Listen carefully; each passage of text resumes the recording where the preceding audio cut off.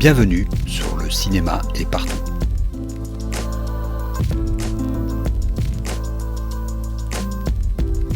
Un podcast sur l'industrie du cinéma et ses évolutions.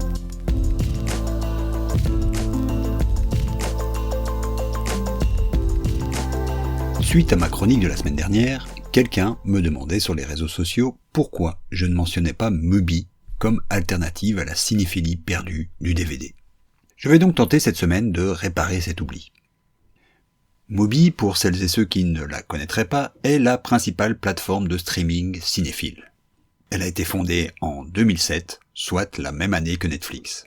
Dès le départ, elle a voulu être une plateforme dédiée au cinéma d'auteur. Après quelques années de tâtonnement et de recherche d'un modèle à la fois économique et éditorial adéquat, la plateforme en est arrivée aujourd'hui à un modèle original, hybride entre la SVOD et l'offre de bouquets télévisuels à la Canal+ ou BTV. Les films qui se trouvent sur la plateforme n'y sont présents que pour une durée limitée. Pendant toute une époque, seuls 30 films étaient disponibles sur la plateforme pour une durée de 30 jours. Chaque jour, un film sortait du catalogue et un autre y entrait. Aujourd'hui, ce modèle a encore un peu changé. Quoi qu'il en soit, ce modèle a plusieurs conséquences. Tout d'abord, cela permet à Mubi de réduire drastiquement ses coûts d'acquisition, puisque ceux-ci se font sur une période beaucoup plus réduite et territoire par territoire. En contrepartie, le travail de sélection est constant. D'autant que, comme aime à le souligner Mubi, tous ces films sont handpicked. Aucun algorithme, bien sûr, n'intervient dans le choix des films à sélectionner. Nous avions vu il y a quelque temps à quel point ce fantasme autour de l'algorithme n'avait en fait aucun fondement. Mubi sélectionne donc, par territoire, les films qu'il met à disposition de ses abonnés. Mais ça ne suffit évidemment pas à rendre la plateforme originale. Elle y ajoute une éditorialisation importante. Les films, qu'ils soient disponibles sur la plateforme ou non, sont accompagnés de tout un appareil critique, à la fois de critiques professionnelles que d'autres utilisateurs. Car, avant d'avoir été un service de VOD, Mubi s'appelait The Authors et était un réseau social cinéphile. Les utilisateurs sont donc au centre du jeu, à écrire des avis et créer des listes de films. Utilisateurs auxquels chacun peut s'abonner, comme autant de curateurs personnels.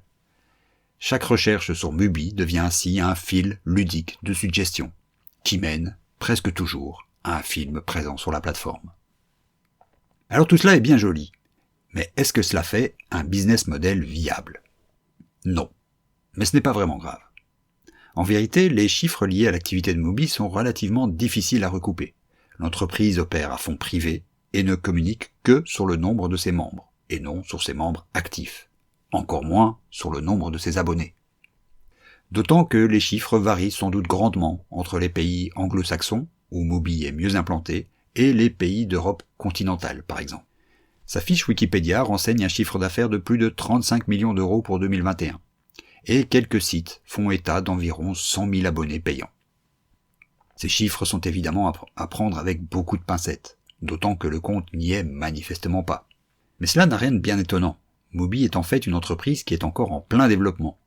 À côté de cette activité maintenant historique, Mubi est entré dans le secteur de la production, mais surtout dans celui de la distribution. Là aussi, la stratégie est en totale opposition avec le reste du troupeau des plateformes, qui cherchent à posséder leur propre contenu. Mubi, lui, cherche à être un acteur classique du cinéma, à ne surtout rien disrupter.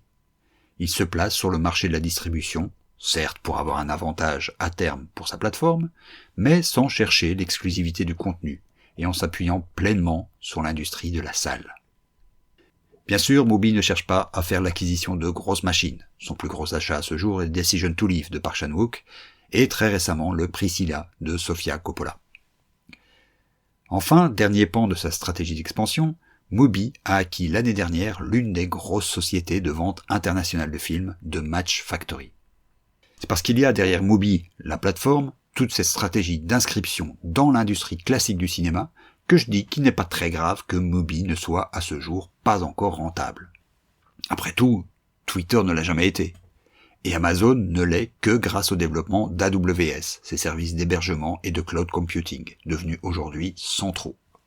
F.A. Caccarel, le CEO de Mubi, ne s'en cache pas. C'est bien du modèle d'Amazon qu'il s'inspire.